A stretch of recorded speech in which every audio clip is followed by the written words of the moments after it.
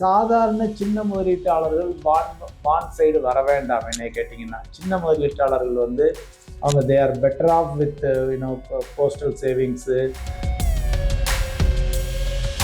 RBI bonds ஆகட்டும், இது எல்லாமே வந்து சேஃப்டியும் அதிகம், அட் த சேம் டைம் உங்களுக்கு இன்ட்ரெஸ்ட் ரேட்டும் அதிகம் கம்பேரிட்டிவ்லி இன்னைக்கு உள்ள சூழ்நிலையில். கவர்மெண்ட் டெட்டுக்கு வந்து பிரச்சனை இல்லை. G sec, RBI bonds, senior citizen saving schemes, அது எல்லாமே கவர்மெண்ட் பேக்ட் இன்ஸ்ட்ருமெண்ட்டுங்கிறதுனால அங்கே ரிஸ்க் இல்லை. இப்போ மக்கள் வந்து கேட்டாவே எனக்கு 12% வட்டி கிடைக்குமா அப்படிங்கிறாங்க. 12% ஒரு கம்பெனி வட்டி கொடுக்குதுன்னா அந்தளவுக்கு சின்ன கம்பெனியாக, சின்ன நிறுவனமாக இருக்கும்.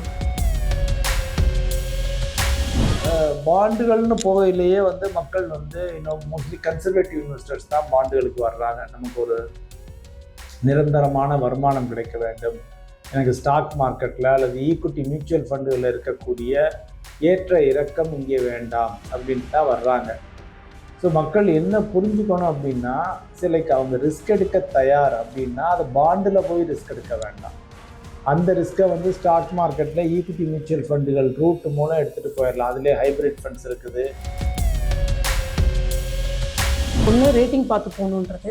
இந்த ரேட்டிங்கை எப்படி பார்க்கறது, இது எவ்வளோ நம்பகத்தன்மையானது சார்? ரேட்டிங்கை மட்டும் பார்த்துட்டு இன்வெஸ்ட் பண்ணலாமா? பாண்டில் இன்வெஸ்ட் பண்ணுறதுக்கு முன்னாடி வேறு என்னெல்லாம் கவனிக்கணும் sir? State bank of India, LIC, HDFC, Abu Dhabi government எல்லாரும் ஷேர் ஹோல்டரு. ரேட்டிங்லாம் சூப்பர் ரேட்டிங் வச்சுருந்தாங்க. பட் அதுக்காக கவராமல் இருந்துச்சுன்னா கவுந்துச்சு. டயர் 2 பாண்டு டயர் 1 விட பெட்ரு. செக்யூர்டா அன்செக்யூர்டை விட செக்யூர்டு பெட்ரு. ஒரு மிதமான இன்ட்ரெஸ்ட்டுக்கு ஆசைப்படுங்க, அதிகமான இன்ட்ரெஸ்ட்டுக்கு ஆசைப்பட வேண்டாம். அதிகமான இன்ட்ரெஸ்ட்டுக்கு ஆசைப்படையில் அது ஆபத்தில் முடியவும் வாய்ப்பு இருக்கிறது.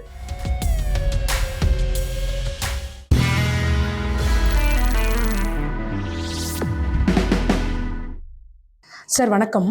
வணக்கம் சார், இப்போ இருக்க சூழலில் ஆர்பிஐ தொடர்ந்து வட்டியை குறைச்சிட்டு வரதுனால ஃபிக்ஸட் டெபாசிட்கான வட்டிங்கிறது கடந்த ஒரு வருஷத்துக்கு மேலாவே பேங்க் குறைச்சிட்டு வராங்க. இப்போ ஃபிக்ஸட் டெபாசிட்டோட வட்டி குறையும் போது இன்வெஸ்டர்ஸ் என்ன பண்ணலாங்க சார்? நிறைய பேர் மியூச்சுவல் ஃபண்டுக்கு வர்றாங்க. அல்டிமேட்டாக அதுதான், வேறு வழி இல்லை. எங்கே ரிட்டர்ன் லாங் டேர்மில் எனக்கு அதிக ரிட்டர்ன் கிடைக்கணும்ட்டு வர்றாங்க. இன்னொரு சாரர் வந்து பார்த்திங்கன்னா, கொஞ்சம் சிறு சேமிப்புகளில் வந்து உங்களுக்கு பேங்க் எஃப்டியை விட கொஞ்சம் ஹையர் ரிட்டர்ன் கிடைக்கிது. Like senior citizen saving scheme, அது மாதிரி ஐட்டங்கள், ஆர்பிஐ பாண்டு. ஸோ இப்போ அதுலெல்லாம் வந்து உங்களுக்கு பேங்க் எஃப்டியை விட ரேட் அதிகமாக கிடைக்கிது. அஃப்கோர்ஸ் அதுக்கு லாக்இன் இருக்குது. 3 இயர், 5 இயர், 7 இயர், 8 இயர், அது மாதிரி லாக்இன் பீரியட்ஸ் இருக்குது. பட் அது வந்து பார்த்திங்கன்னா பேங்க் டெபாசிட்டை விடவும் இன்னும் பாதுகாப்பு அதிகமானது.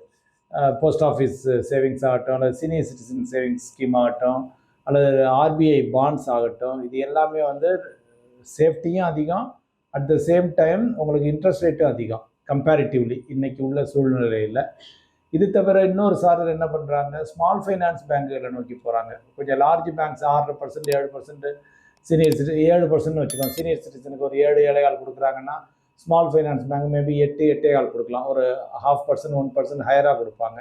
அதுக்கு தகுந்தாற் போல் லிட்டில் ஹையர் ரிஸ்க் இருக்குது. பெரிய பேங்க் எதுவுமே ஆகாது, சின்ன பேங்குங்களில் கொஞ்சம் ரிஸ்க் இருக்குது. பட் எல்லா பேங்க்குமே அந்த 5 lakh வரைக்கும் உங்களுக்கு இன்சூரன்ஸ் இருக்குது. ஸ்மால் ஃபைனான்ஸ் பேங்க்கும் இருக்குது, லார்ஜ் பேங்க்ஸுக்கும் இருக்குது. ஸோ இது மாதிரி இந்த ஐட்டங்கள். இது தவிர வந்து பார்த்திங்கன்னா உங்களுக்கு வந்து பாண்ட்ஸை நோக்கி போகிறாங்க. பாண்ட்ஸில் வந்து என்னென்னா வெவ்வேறு விதமான பாண்ட்ஸ் இருக்குது. ஸோ மக்கள் வந்து பார்க்குறது வந்து ரிட்டர்னை மட்டும்தான் பார்க்குறாங்க.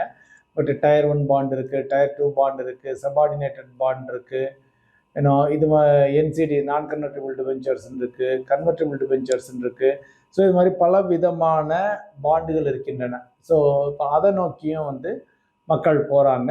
பட் இது எல்லாத்துலேயுமே வந்து அவங்க ஒவ்வொருத்தங்களும் வேணால் இப்போ பாண்டை பொறுத்த வரைக்கும், ஜென்ரலாக பாண்டு, எஃப்டிஸ் இதெல்லாம் பொறுத்த வரைக்கும், any debt instrument in general பொறுத்த வரைக்கும் 0 or 1ன்னு சொல்லுவோம். ஒன்றும் கம்பெனி கவுந்துச்சுன்னா 0 ஆகிடும். உங்களுக்கு ஒரு பணமும் கிடைக்காது, அசலும் கிடைக்காது, வட்டியும் கிடைக்காது.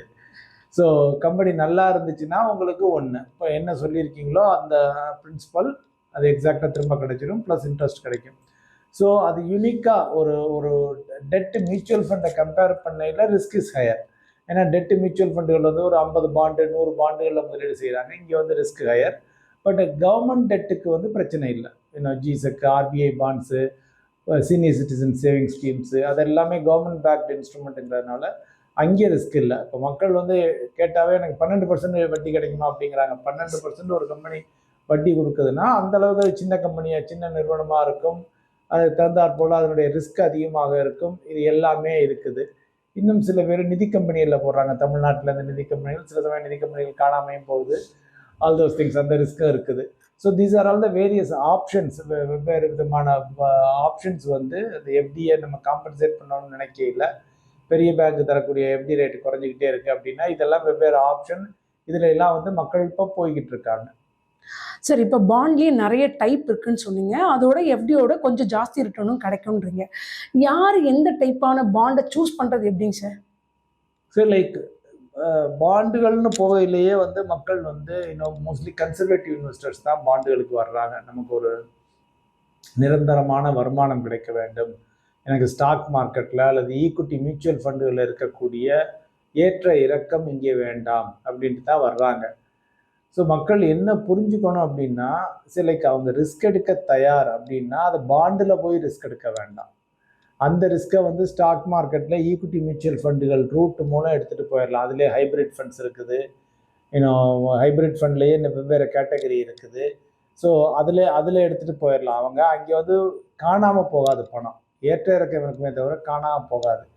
ஸோ இப்போ நம்ம ரிஸ்க் எடுக்காத பணத்தை தான் இங்கே வந்து முதலீடு பண்ண வர்றோம். ஸோ இப்போ ரிஸ்க் எடுக்காத பணம் அப்படிங்கையில் வந்து கொஞ்சம் கம்பெனி சேஃபாக இருக்கிற கம்பெனியாக பார்த்து போடணும். அட்லீஸ்ட் ஒரு AA ரேட்டிங்காவது இருக்கிற மாதிரி நிறுவனங்களில் போட்டோம்னா தான் நமக்கு வந்து பெட்டர் கம்பேரிட்டிவ்லி. ஓகே, பிரின்சிபல் ஓரளவு சேஃபாக வந்துடும், பணமும் சேஃபாக வந்துடும். அதுக்காக AA AAAன்னா டெஃபினட்டாக எனக்கு உறுதியாக பணம் திரும்ப வந்துருமானா 100% கேரண்டி பண்ண முடியாது. 100% கேரண்டினா பாண்டுகள்லேயே ஒரே ஒரு பாண்டு தான் கவர்மெண்ட் ஆஃப் இந்தியா பாண்டு தான் 100% கேரண்டி. ஏன்னா சில சமயம் ஸ்டேட் கவர்மெண்ட் கூட பணம் தராமல் போயிடுறாங்க.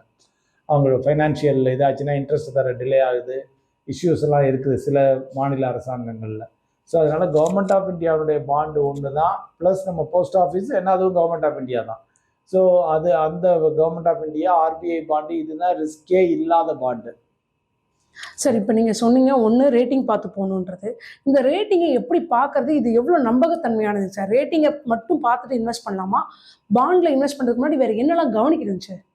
இல்லை, ரேட்டிங் வந்து ஒரு கைட்லைன் தான், கார்ட் ரயில் தான். ஒரு அறிகுறி காமிக்குது. ஓகே, நீங்கள் இப்போ ஏதாவது இப்போ சில சமயம் கூகுள் ரிவ்யூவை பார்த்துட்டு ஒரு டாக்டரை சூஸ் பண்ணுறேன் இல்லையா? ஸோ அது மாதிரி தான். அதுக்காக இப்போ நமக்கும் அந்த டாக்டருக்கு செட் ஆகணும் போனோம்னா. ஸோ இப்போ அந்த கூகுள் அதே மாதிரி தான் இங்கே ரேட்டிங்கிறது ஒரு கூகுள் ரிவ்யூ மாதிரின்னு வச்சுக்கோங்க. என்ன கம்பேரிட்டிவ்லி ஓகே, அது ஒரு 95% அக்யூரஸியா 90% அக்யூரஸியானா எஸ். பட் அதில் அவங்க கொடுக்குற கம்பெனி ஒரு காலத்தில் DHFL வந்து AAA ரேட்டிங் கொடுத்துருந்தாங்க. DHFL கவுந்துச்சு. ஸோ இப்போ அதே மாதிரி வெவ்வேறு நிறுவனங்களும் நீங்கள் பார்த்துக்கலாம். ILNFS இன்ஃப்ராஸ்ட்ரக்சர் லீசிங் அண்ட் ஃபைனான்ஸ்னு சொல்லி இருந்தது. அதில் வந்து state bank of India, LIC, HDFC, Abu Dhabi government எல்லாரும் ஷேர் ஹோல்டரு. ரேட்டிங்லாம் சூப்பர் ரேட்டிங் வச்சுருந்தாங்க. பட் அதுக்காக கவராமல் இருந்துச்சுன்னா கவுந்துச்சு, மக்களுக்கு பணம் கிடைக்காம போயிருச்சு. அதுக்கு அடுத்தாப்புல LVBயில் Tier 1 பாண்டு போட்டிருந்தவங்க, லக்ஷ்மி விலாஸ் பேங்க்கில், எஸ் பேங்க்கில் அவங்களுக்குலாம் பணம் கிடைக்காம பாண்டுகளில் முதலீடு பண்ணியிருந்தவங்களுக்கு பல பேருக்கு பணம் கிடைக்கல. ஸோ இதில் வந்து நம்ம ஓரளவு பார்த்து போடலாமே தவிர 100% கேரண்டி வேணும்னா கவர்மெண்ட் ஆஃப் இந்தியா பாண்டுக்கு தான் போகணும். Government of India bond, post office, RBI bond, இதுதான் 100% கேரண்டி. ஜென்ரலாக நமக்கு உறுதியாக போட்டால் பணம் திரும்ப கிடைச்சிடும் அப்படிங்கிறதுக்கு.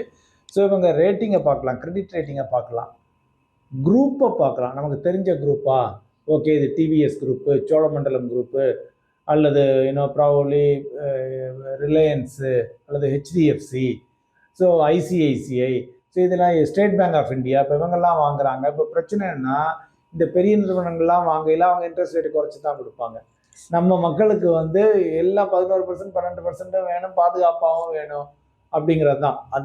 அந்த இஷ்யூ தான். ஸோ உங்களை வந்து இப்போ நல்ல குரூப்பாக ரொம்ப காலமாக இருக்காங்களா, நல்ல குடும்பமாக, அதை பார்த்துக்கலாம். ப்ளஸ் ரேட்டிங் நல்ல ரேட்டிங்கானு பார்த்துக்கலாம்.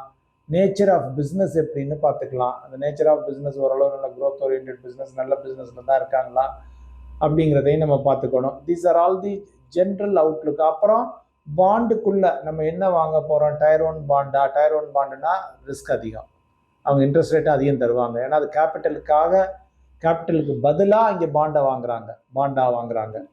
அது ஜென்ரலி பேங்க்ஸு, வங்கி சாரா நிதி நிறுவனங்கள், என்பிஎஃப்சிஸு, அது ஃபைனான்ஸ் கம்பெனிஸ், இவங்க தான் அந்த டயர் 1 பாண்டுக்கு போவாங்க. ஓகே, டயர் 2 பாண்டு டயர் 1 விட பெட்ரு.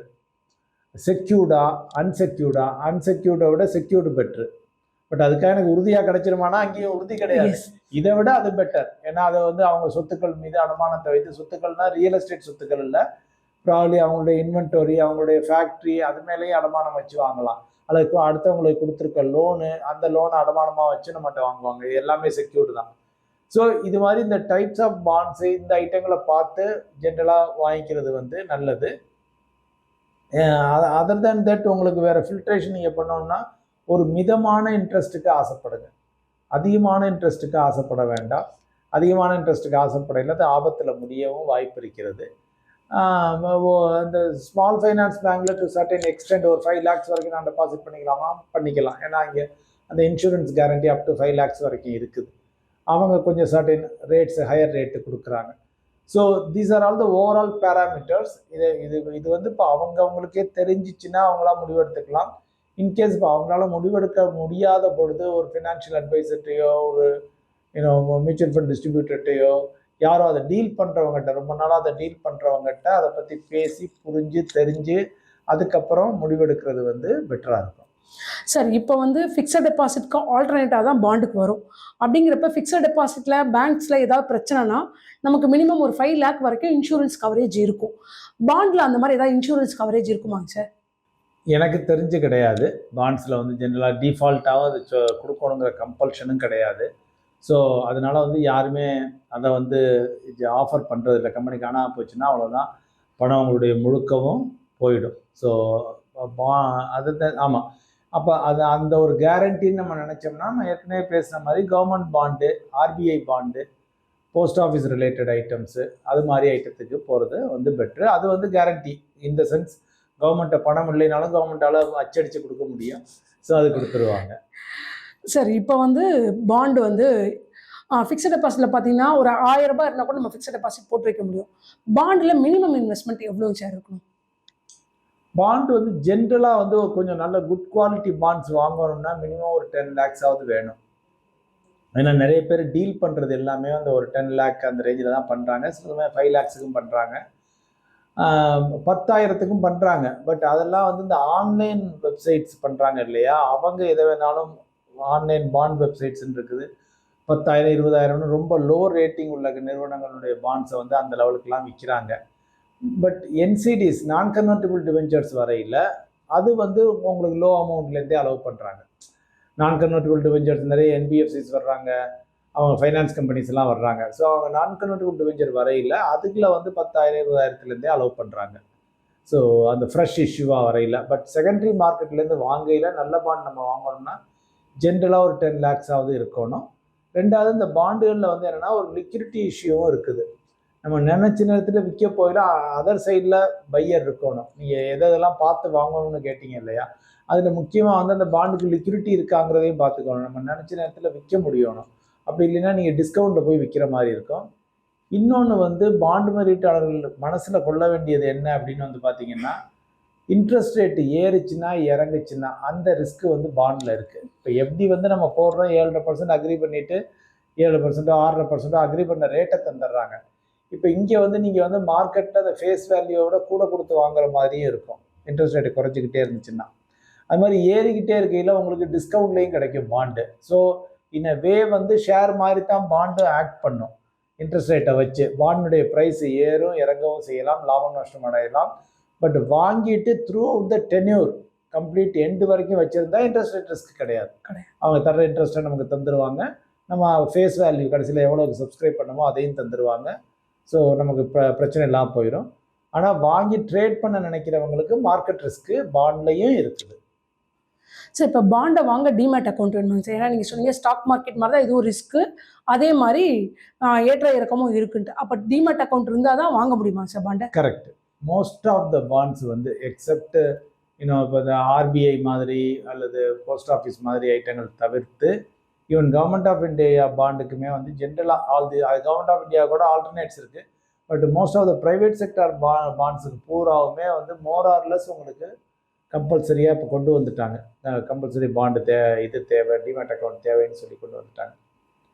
அப்போ ஃபிக்ஸட் டெபாசிட் அதிக ரிட்டர்ன் வரும் தான் பாண்டுக்கு போகிறோம். ஆனால் பாண்டில் இவ்வளோ ரிஸ்க் இருக்கேங்க சார்.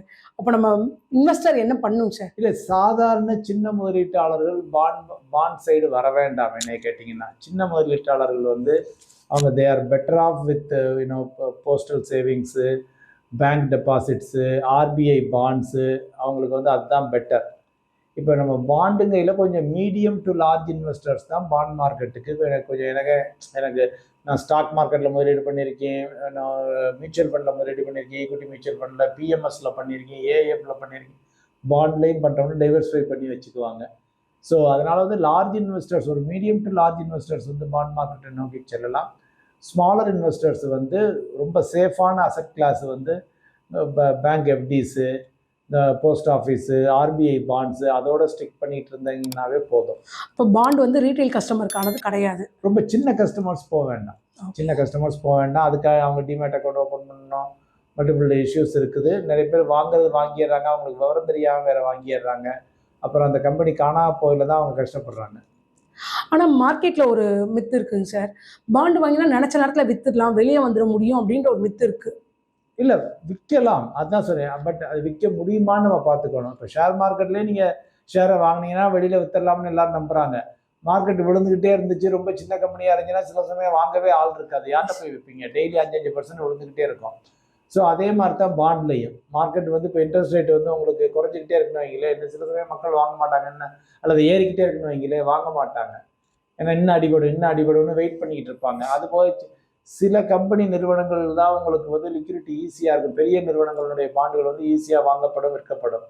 சில சமயம் சின்ன நிறுவனங்களுடைய பாண்டுகளை வாங்கி வச்சுருந்தீங்கன்னா அங்கே கவுண்டர் பார்ட்டியே இருக்க மாட்டாங்க வாங்குறதுக்கு. ஸோ அந்த லிக்விடிட்டி ரிஸ்க்கு இருக்குது பாண்டுகளில். ஓகேங்க சார், ரொம்ப நன்றிங்க சார். நன்றி.